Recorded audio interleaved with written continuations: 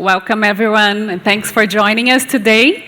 I thought of starting in a way that is not really high-tech, but I wanted to try to set the scene and the importance of this panel. So I thought of creating a little quiz. So I ask you your help to participate. And it's low-tech, but the experience is great, because instead of tapping on Slido 5 times, you just raise your hand. And I'm going to take a look and decide the score. OK, so are you ready? Yes? OK. So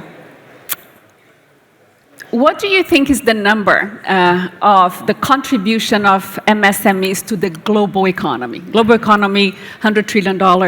What do you think is the percentage of the global GDP that these global SMEs contribute to? Do you think it is 30%? Who thinks it's 30%? Raise your hand. Not many. Do you think it is 50%? There you go, some hands up. Thank you very much for your participation. Do you think it is 40%? No? OK. So more hands on 50%, and it is. So really, SMEs contribute to 50% of the global economy, 70% of the employment in the world, and they account for 90% of the businesses, like in terms of numbers. OK, another question. Let's see if we get more hands up now, please. So what is the unmet financing need of SMEs? What do you think as a number? Is it like, who thinks it's $2 trillion annual gap? Raise your hand. Anyone? No? $5.2 trillion a year is the gap. There you go, a couple of hands. And yes, you're right. Thanks for participating. So $5.2 trillion a year is the annual gap in financing for MSMEs. And they are essential to economy, right? But yet a huge challenge to have access to finance. And it's not just a number, right? This is really then a lost opportunity in job creation, in innovation, in income to the world. The IFC estimates that there are 65 million MSMEs, this is more or less 40% of the number in emerging markets that really lack access to finance that is so important for the economy of the world and these countries. And this big number, right, 5.2 trillion a year. And obviously, LeapFrog is a big believer of backing companies that are serving this segment, serving the unbanked financing, advancing financial inclusion. We have made a number of investments in the sector, Neo Growth, Electronica in India, HD Bank in Vietnam, all of them fully focused on SME, productive lending, and pushing forward the agenda. And so today we are going to be discussing the topic and seeing, how technology strategies are really pushing inclusion, making the most out of this opportunity, right? We see the 5.2 as an opportunity. And we have an amazing group of panelists here. I mean, these are very accomplished, high-profile professionals who have a lot of responsibility in the companies they work. So I really recommend you to look them up, follow on LinkedIn. And we are going to start with some general questions. But just to introduce them, Sujit, Director at Amazon Payments, APAC. Obviously, Amazon brings this insight in terms of digital payments as well as serving SMEs, so great to be here. Tosu May, CEO of ANEXT Bank, a wholesale bank here in Singapore. Henry, Head of Retail of Tomorrow, UOB. And Ashmita, Head of Wealth and Personal Bank at HSBC. Thank you for joining me. So let's start with a general question. And who wants to go first? Please go ahead. What do you see as the most significant barriers to financial inclusion for underserved retail and SME clients in Singapore and Southeast Asia? Who wants to go first? I can go first. Go ahead. Right. ANEXT is a digital wholesale bank that is dedicated to serving MSMEs. So the top two greatest barriers that I see is one, the perceived lack of creditworthiness of these MSMEs, and two, the fragmented access to cross-border financial services. Right. And to elaborate how ANEXT tries to crack both of these barriers is this, right? On the first, we leverage on alternative data as well as advanced credit assessment models in order to lower the barriers of entry for any financing services for the MSMEs. And for number two, the embedded finance solutions that we deploy globally, that is scalable globally and as well as adaptable locally, will help these MSMEs attain the financial services without borders. Fantastic. Everyone, thank you. No, I think just speak in the context of on the Amazon platform, whether in Singapore or broader, there's lots of MSMEs who are our selling partners, and they come online. I think it's really important to realize that many of them are really very not so digitally savvy, and to build technology, leverage technology, and build solutions that really help them, come online. I think financing is one aspect of it, isn't super important, but it's when you look at a retail MSME, it's looking for traffic solutions, looking for catalog management solutions, looking for financing. So I think we, as Amazon, I think we think of this as like a complete packaged problem to help MSME, because beyond that, if you are not digitally savvy, you don't know how to use these tools, you have a large, you're very complicated selling, so it's really important to try and think about how do you create a combination of packages and financing as a critical part of that. And there are a lot of financing solutions. You can get people to leverage banking services. You can your own books. But I think we feel that there's a complete package solution that really needs to go out, with financing being at the core of it, which really helps MSMEs come online. And if you look at what has happened during COVID, right, the people who were more technology savvy, were selling online, did see a boost versus those who were like physical stores where it was really a little bit of struggle. So I think it's really important for us as advocates for them to build technology and services that really help them sell more digitally. Sell more digitally. Fantastic. Yeah. I would say the two barriers, right? When you say underserved, basically there are two main factors. One is actually the banks want to serve them, but there are challenges how to serve them, right? If you talk about Singapore, I think it's slightly easier given the the country size and the ticket size of all those customers. But once you expand to the Southeast Asia, I think you can imagine the geographical coverage and potentially a slightly smaller requirement in terms of the ticket size or the loan amount or the deposit amount. It would actually hinder, right, for the banks to consider opening branches and the touch points, because there's a cost issue, right, cost efficiency issue for the banks to really help them, to serve them, right? So they're underserved not because they are not qualified, but how much cost for the bank to reserve them. So technology definitely can be a breakthrough, then we can talk more later. Second is actually uncertainty. I don't know who are qualified. So it's about the data. I think we discussed already, right? The other speakers mentioned whether you leverage alternative data, you leverage the connections and ecosystem of the data for the financial institutions to really help to understand more, right? So I think these kind of things, UOB together with many other institutions are looking at that, so that when we try to innovate, we're actually helping the growth of the SME and the economy. That makes sense. So I'll just add on to the retail point. So I am from a large traditional bank. So from that lens, I think banks have tried to drive access for a long time, because exactly to Henry's point, the cost to serve is very high. You can't build a very large infrastructure. we've had mobile apps for years and years. But unfortunately, I think what's happened is, yes, though the mobile apps are building out products and solutions, sometimes they're not really fit for purpose for the underserved segment. So the pricing model, the entry point, those are clear barriers to entry. So, for instance, if I talk about wealth, and I head up wealth in Singapore, there is no democratization of wealth. You need a certain big ticket size to enter wealth. And that is not what works for the underserved segment. That actually doesn't work anymore for any segment, and that's something we'll talk about later. The other is, I think along with the price point and the high cost of entry is the transparency and trust. There is a lack of trust in financial services because of the way financial services have grown over time. The underserved doesn't really trust that financial service system.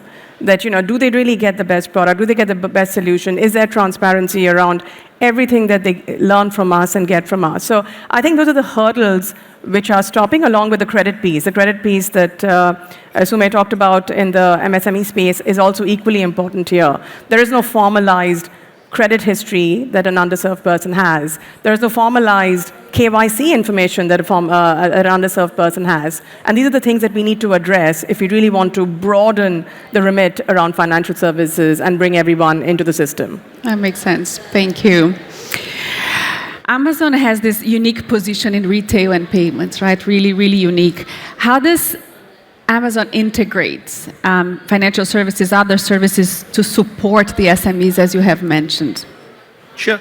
And how do you measure success, right, of this integration and this strategy? I think one of the things that at least we have realized in the whole, we power a multi-party ecosystem. There's consumers who are buying, there are selling partners who are selling.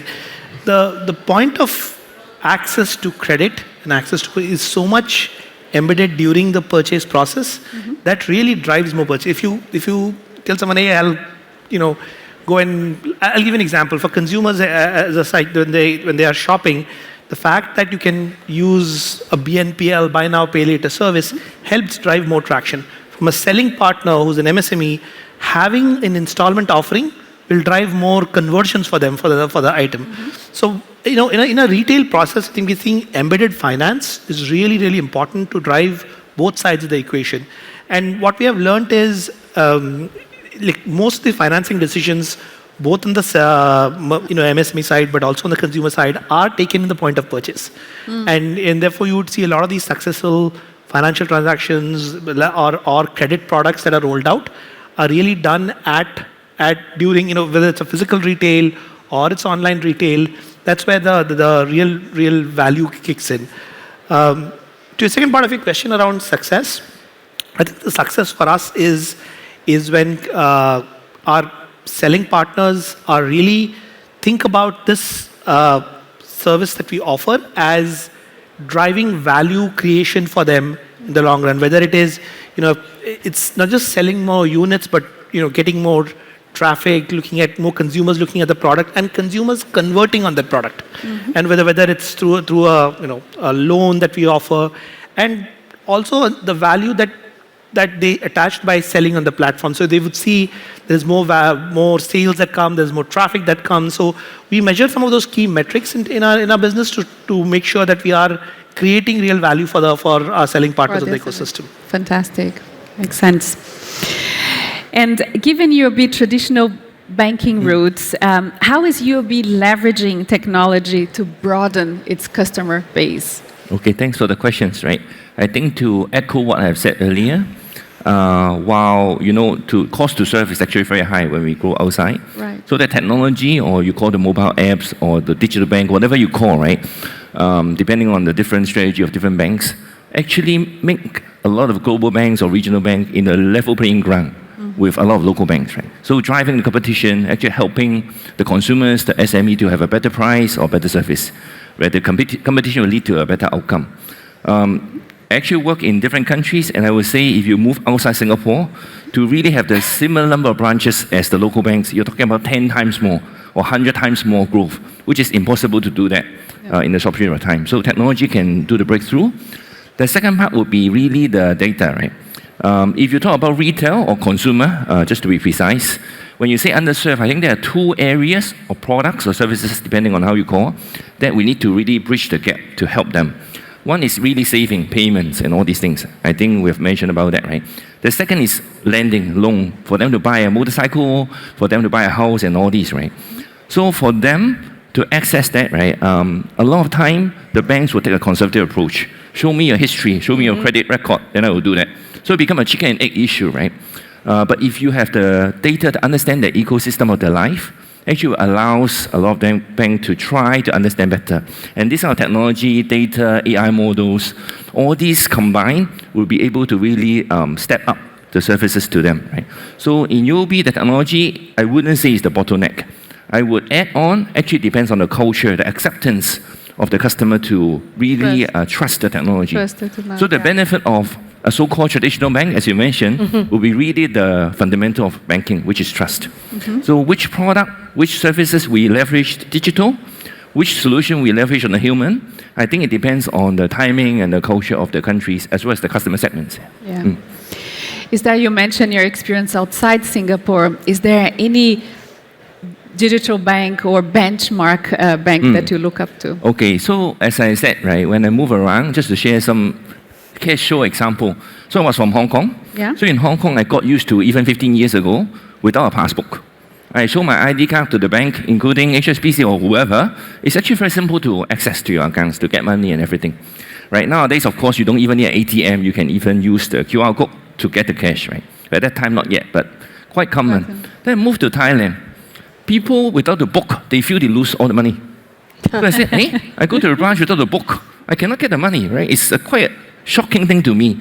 So you need to understand the culture and the acceptance of the customers. And central banks and the governments, right, of course, would need to take care of the majority of the citizens. So in that case, I was a bit shocked, but I started to be open-minded to understand different customer segments, different timing. You need to then advance on technology accordingly, right?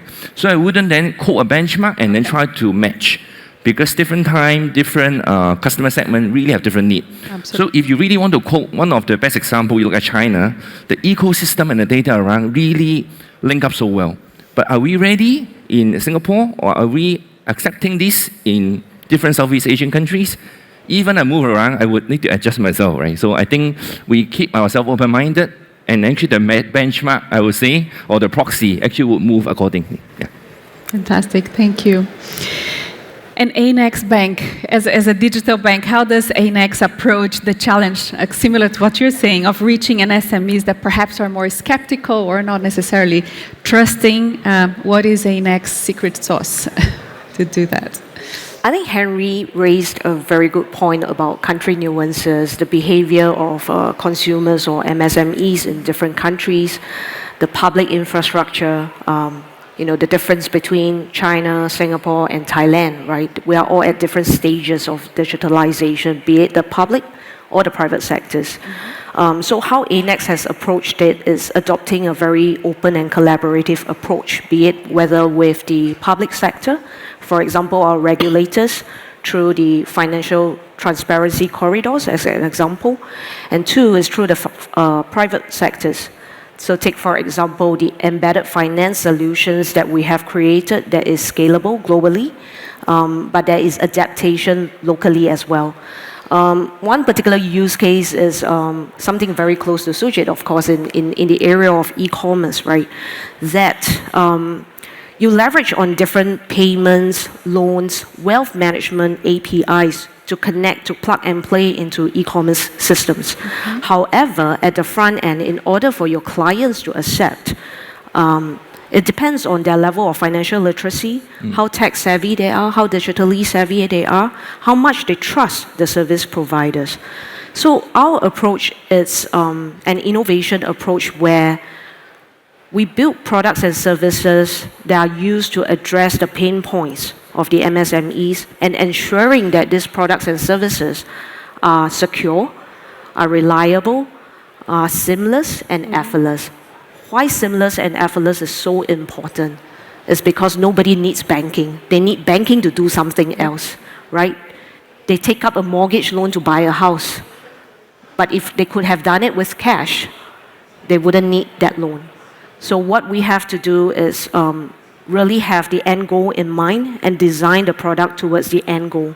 So in terms of e-commerce, we'll be helping the MSME suppliers to procure their inventory, be preemptive because of the data that we acquire from the e-commerce platform, to preempt their needs to perhaps buy more goods before peak seasons like Double 11, Black Fridays, right? It is this innovation approach that we are taking.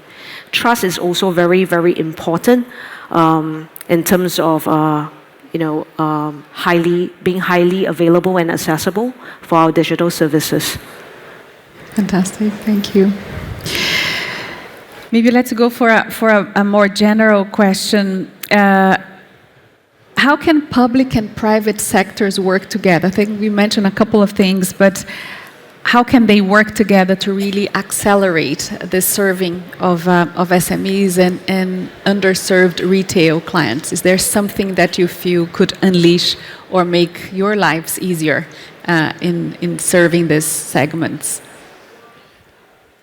I think just on the way, one of the things where public-private partnership is really important for to serve this segment is how do we leverage data and data access to help serve these customers, right? The fact that today, if you look at Southeast Asia broadly or in some of the emerging markets, we need to get data organized in a way that it is helpful for the consumers, but also how do we pull that data across and how do we make sure we are able to make some of these financing decisions based on that data. Now, there are a bunch of questions around privacy and what should be shared, should not be shared. And that's where I think it's a very important component of how public-private partnerships evolved in terms of how you can leverage the data. Because at the end of the day, a private company will obviously want to make decisions based on, hey, there's some repayment coming back, and that just having that access to the data is important. But at the same time, we have to also be careful that it is consent-based. It is something which is aggregated versus individualistic.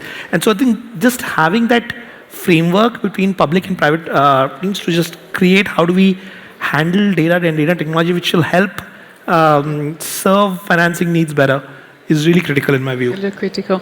Is there any movement across the ASEAN banks that try to share data or any other initiatives that you feel is happening here today? I mean, just as an example, absolutely right. I think, first of all, private sector needs to work with private sector. So that's number one, because I don't think large traditional banks can just do it on their own. So we partner with multiple providers within the private sector, right? Whether it's Google to Amazon to fintech providers, looking at plug-and-play solutions because clients are wanting experience.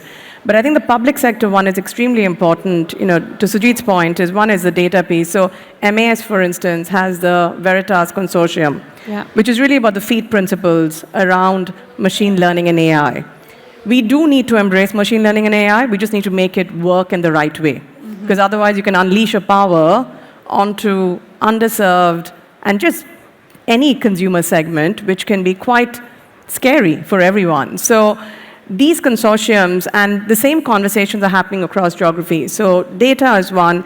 Cybersecurity continues to be, I think, when you come to the retail segment, I think one of the things which is getting clients more and more scared about participating, the more we are opening up the digital ecosystem, the more we are pulling people into the cross-border payments, the more we are sharing information, the more you're fraught with frauds and scams and cybersecurity issues. So it's not just data privacy issues, but the entire scam issue which is happening across markets. So, and that's where regulators are coming in extremely actively because they understand that space even more than a bank can. And we need their participation. So MAS, whether it's looking at solutions like MoneyLock and KillSwitch or a FIDO, which is the discussion going on.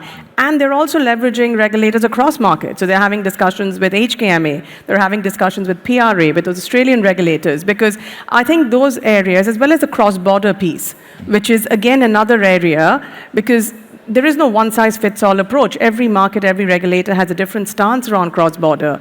So I think all of this will come together, and therefore the regulator and the public and private sector participation and alignment is going to be even more important going forward. I think if you go back 30 years, I would say, and I wasn't there in banking 30 years, but I would have said, banks were doing their own thing, regulators were doing their own thing, and we probably weren't talking to other banks. Now I think everyone's sitting down with everyone because what we are solving for is we're solving for it together because the client is much more unified, the client has too many choices, and the threats that we are facing as well, we're all facing at the same time across the industry.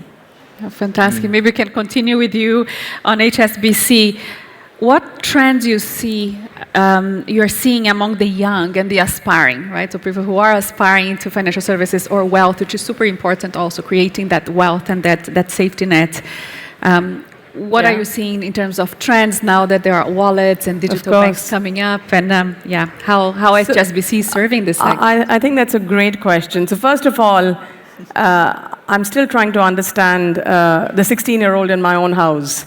So it's a tough one, trust me. I have no idea which bank or where she will bank or where she'll keep money because they're behaving very differently. So what we do is, we did a quality of life survey. We've done a bunch of research and understanding, and I think all banks are doing it. All payment providers are doing it. Everyone is trying to understand the next generation because I think, being a Gen X, I can understand Gen X quite well. There's a certain defined behavior.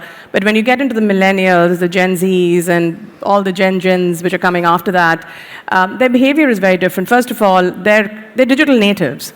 Their consumption of content digitally is unbelievable. 20 to 30% of the time they're spending consuming, they can consume in 6 to 8 hours of video and social media content. Their openness to sharing data is very different. So they're much more about, if you think of when the way Gen X is defined, right? We define ourselves as Gen X. We sort of take it that we all behave in a similar manner, which we don't, but we take it in that way. When you go to the next generation, they really believe in a segment of one. It's a very, very unique. They'll share their data. They want hyper-personalization. They want data democratization. They want a different price point. They're very, very price sensitive because, again, so the entire pricing model in the entire banking industry, whether it's a digital bank, whether it's digital banks are actually pushing us, traditional banks on the price point because they're bringing in fantastic experience at much lower cost of entry, and that's making us rethink. So I think these trends are coming through, and where they are looking for information as well. The next generation, the Gen Zs and millennials, are looking for information from social media influencers. They're not really trusting. Again, back to that trust. Banks always thought we were the most trusted partner. But are we really that trusted partner? Or are there other people who are influencing the decision-making of the next generation? So as far as, and I think it's going to be even more challenging because I think their earning capacity could be different because the entire the entire ecosystem is changing with all the different things which are going on, including the presidential election yesterday. I think it'll be very important for us to keep that in mind, that we need to start their behavior early. We need to bring them into the ecosystem early. We need to give them solutions which are much more client-centric, much more hyper-personalized to their own needs. So it's a very exciting thing, and frankly speaking, more and more we're also seeing cross-border movement of clients. So that's one thing for HSBC being a international bank. That is kind of what we stand for across multiple markets. When we see our clients going across geographies, how do we, and that credit point which was made, how do we provide that credit history across borders as well? So clients are moving across, clients are expecting a certain portability of their information, they're expecting a much more connected ecosystem that they play in. And I think these are all things that we will need to solve for as we go down this path of ensuring this segment stays within the overall ecosystem. I'm not saying the banking ecosystem is an overall ecosystem and participate, whether it's lending, whether it's borrowing, whether it's saving, whether it's protecting themselves as well. Yeah, no, thank you. We are receiving some questions from the audience, so I encourage you to scan the QR code and send any questions that you have for the panelists. There's one question talking about, I don't know if you can put it up, but we spoke a lot about the cost of serving, right, as one of the barriers for inclusion. 100%, I agree with that. And so the question is, the cost to serve was mentioned many times. How big is the portion of staff cost contributing to the cost to serve, and how are you tackling this? So is this the cost is because it's the staff and people, or where is the cost coming from, and what are your institutions doing about it?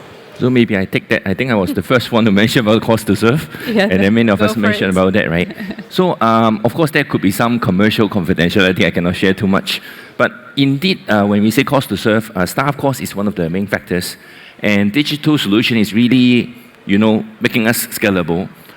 While there's an IT cost or technology cost, but usually it's fixed. So once you scale up, you don't have to scale up that kind of technology cost and maintenance cost, right? The issue when I say about is very high is you, based in Singapore, you think about per customer, how much money they have.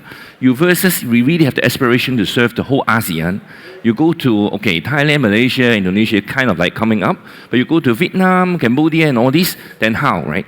So the staff cost, interestingly, in order to make sure we protect the customers and comply with all the regulations, would not be really that low in those regions and provinces, I would say, right? Mm-hmm. And if you talk about outside Bangkok, outside Jakarta, outside KL, it may not be significantly cheaper. Mm-hmm. But the customer or so-called underserved segment, which is the topic of today, the need is actually there. The ticket size is where the problem is. So that's why the cost to serve technology is really one thing that can help us to break through, right? How we track, I'm not sure exactly how the question's coming up. Indeed, when the customer interact with all the touch points of a bank, we do have the data to track. So it's relatively quite simple per customer how much cost overall, including the allocated staff cost, I would say, to take care of the client. So we do have sophisticated or comprehensive financial tracking for management to think about where to invest and how to optimize. Yeah.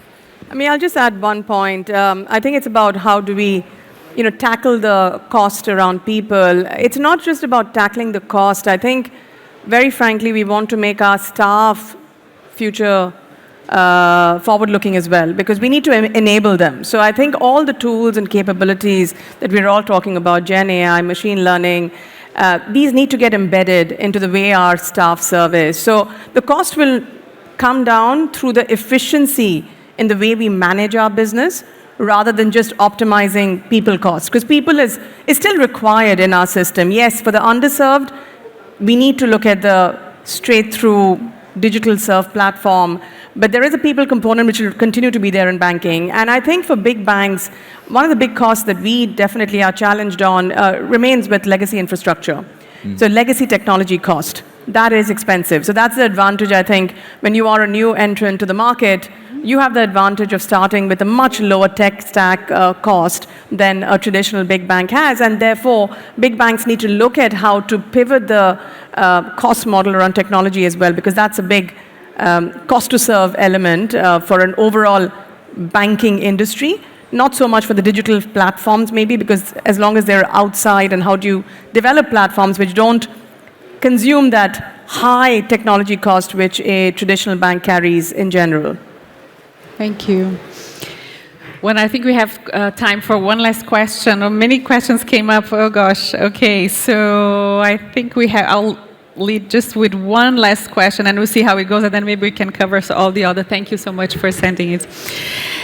So looking ahead, if you have to pick one trend or one innovation of that really excites you, either something you saw here in the FinTech Festival or something that you've been pursuing for a long time. So top of mind trend or promising innovation in inclusion, what would that be? Maybe you can start here on my right side.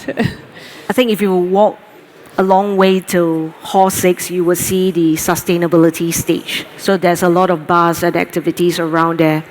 And addressing the segment that we have been talking about, the MSMEs, the underserved, that becomes a rising trend. Given that there is the rise of MSMEs expanding globally because of the digital economy, sustainability, sustainable practices, as well as green business operations becomes an expectation. And there are three main drivers behind it.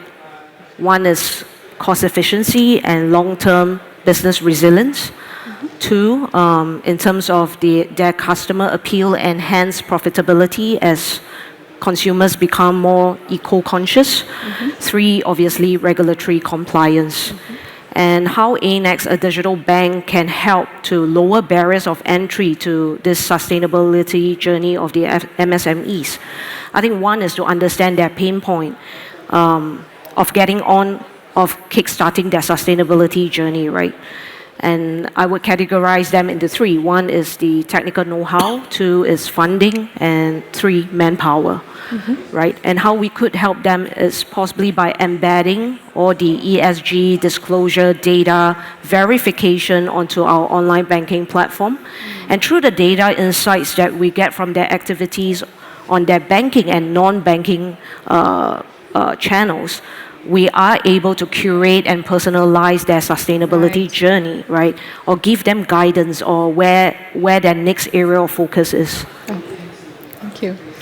One trend, something that excites you. Sure. I think, very, very excited about what's happening on the digital currency platforms across, and you will see a lot of people in Amazon will also, put up a demo on that one. But, with all these blockchain, programmable money, I think there is so much potential in them in terms of solving real world problems that exist today. As an example, today for SME financing, you can typically, if you have as a loan, you can actually tokenize that, wrap it as a token, and build an exchange where this can be exchanged that provides lower cost of capital, more efficient in terms of how it is disbursed. And so I think there are so many real-world applications of the new age technologies that are coming in, whether it is, and you can really program money to do very specific activities rather than the technology, rather than the logic sitting in an application layer with commerce or banking systems. Money itself can be programmed to do things that are really, like, you can find out the right customer cohort, how do you go and target that. So I think I would look at this combination of, blockchain, all the digital currencies, CBDCs, and I think there is a lot where you can bring these things together to solve real world problems on the SME side. Thank you. I would say the collaboration of private and governments in driving the ASEAN connectivity is the trend that everyone's putting the effort. So compared to a few years ago, now I'm very excited to see colleagues from different countries, right? When they go across, they can use the payment system. So UOB is also doing that, right? So you imagine SME, if the data or credit, whatever, right, is being shared across and more connected, I am sure this 3-hour circle of ASEAN economy would really drive up the economy so much. So that makes me excited. That's exciting. Yeah. And I think I'll probably end with all the exciting stuff, sustainability, digital currency, all of this is all very exciting and exchanging data. I think the thing which doesn't get me excited but gets me worried a bit and keeps me on my toes is fraud and cybersecurity. I'll just say that with deepfake and in the 15 different ways the scam typologies are evolving every moment, and whether it's authorized scams, unauthorized scams, which are just becoming prevalent across markets, and they're really plaguing the financial ecosystem, and having the tools and capabilities to combat it as one unified, again, that exchanging, sharing information across markets is something which it's quite exciting because you need to be one step ahead, and somehow it seems the scamsters are one step ahead. So, and I would say that's probably something which is top of mind for us, all of us in this industry. Very good. Thank you. Thank you, everyone. Thank you for the panelists. I think we are off for our time. And a round of applause. Thank you.